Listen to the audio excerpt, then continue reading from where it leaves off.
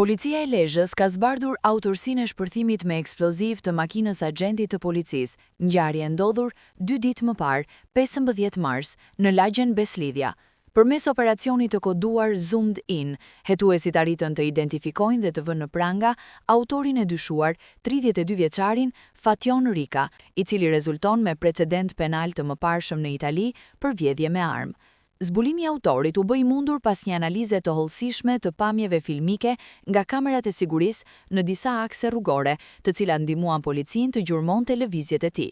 Interesant është fakti se 32 vjeçari u kap në fshatin Zhej të Kurbinit, teksa udhëtonte pikërisht me të njëjtin motor që kishte përdorur ditën kur vendosi lëndën plase në automjetin e efektivit.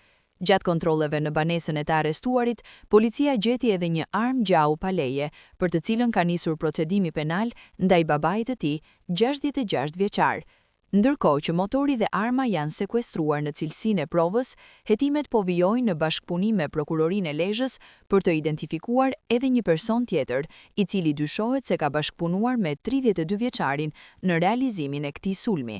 Dyshohet se sulmi me tritol mund të ketë ndodhur për shkak të detyrës që ai ushtron prej disa vitesh në sektorin e krimeve në policinë e Lezhës. Para policisë, i riu nuk ka pranuar autorsinë apo që të ketë konflikte me agentin gjetja.